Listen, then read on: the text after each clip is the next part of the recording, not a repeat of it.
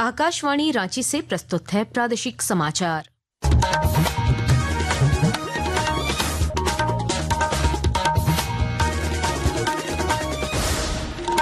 नमस्कार, प्रादेशिक समाचारों के साथ मैं कामिनी। सर्वदलीय प्रतिनिधिमंडल भाजपा सांसद वैजयंत जय पांडा के नेतृत्व में भारत का एक सर्वदलीय संसदीय प्रतिनिधिमंडल सऊदी अरब के दौरे पर है। प्रतिनिधिमंडल ने आतंकवाद के खिलाफ भारत के दृढ़ रुख से सऊदी अरब को अवगत कराने और आतंकवाद का मुकाबला करने में निरंतर सहयोग के लिए विदेश मामलों के राज्य मंत्री अदेल अल जुबैर से मुलाकात की। भारतीय प्रतिनिधियों ने इस बात पर जोर दिया कि किसी भी परिस्थिति में आतंकवादी कृत्यों को उचित नहीं ठहराया जा सकता है। उन्होंने आतंकवाद को कतई बर्दाश्त न करने की भारतीय नीति का स्पष्ट उल्लेख किया। रक्षा मंत्री राजनाथ सिंह ने कहा है कि मेक इन इंडिया राष्ट्रीय सुरक्षा का एक अनिवार्य घटक है और इसने ऑपरेशन सिंदूर के दौरान आतंकवाद के खिलाफ भारत की प्रभावी कार्रवाई में महत्वपूर्ण भूमिका निभाई है। नई दिल्ली में भारतीय उद्योग परिसंघ के वार्षिक बिजनेस समिट को संबोधित करते हुए श्री सिंह ने कहा कि भारत ने आतंकवाद के खिलाफ अपनी रणनीति और प्रतिक्रिया दोनों को पुनः डिजाइन और परिभाषित किया है। उन्होंने स्पष्ट किया कि अब जब भी पाकिस्तान के साथ बातचीत होगी तो वह केवल आतंकवाद और पाक अधिकृत कश्मीर पर ही होगी। आतंकवाद का कारोबार चलाना कास्ट इफेक्टिव नहीं है, बल्कि उसकी एक भारी कीमत अदा करनी पड़ सकती है।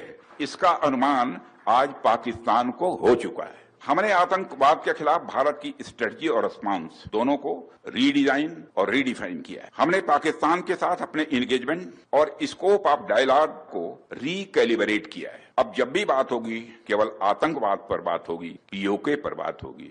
16वें वित्त आयोग के अध्यक्ष डॉक्टर अरविंद पनगड़िया के नेतृत्व में 12 सदस्यीय टीम देवघर पहुंची।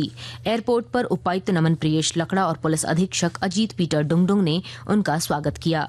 मौके पर अनुमंडल पदाधिकारी रवि कुमार समेत कई प्रशासनिक पदाधिकारी उपस्थित थे। रांची रेलवे स्टेशन से रेलवे सुरक्षा बल ने 2 नाबालिग बच्चों को सुरक्षित रेस्क्यू किया है। जानकारी के अनुसार दोनों बच्चे घर से भागकर रांची पहुंचे थे। आवश्यक औपचारिकताओं के बाद दोनों को चाइल्ड लाइन रांची को सौंप दिया गया। प्रादेशिक समाचार आप आकाशवाणी रांची से सुन रहे हैं।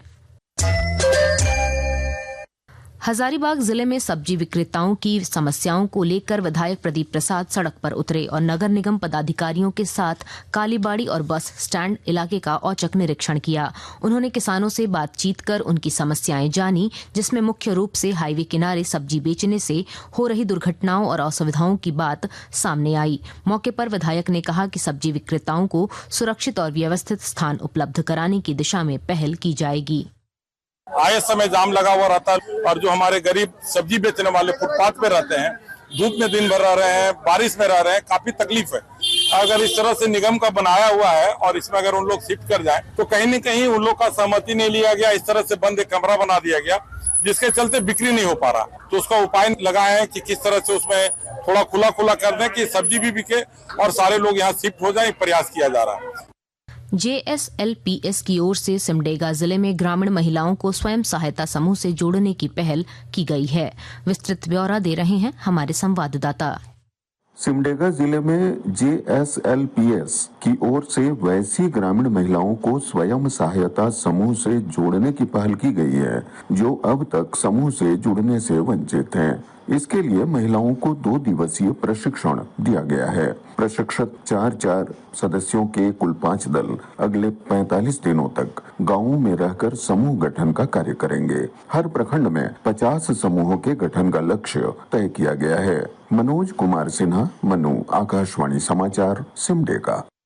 मौसम विभाग ने राज्य में कल से बारिश, आकाशीय बिजली और तेज हवा को लेकर येलो अलर्ट जारी किया है। बंगाल की खाड़ी में बने निम्न दबाव के कारण राज्य के कई हिस्सों में अगले कुछ दिनों तक बारिश की संभावना है।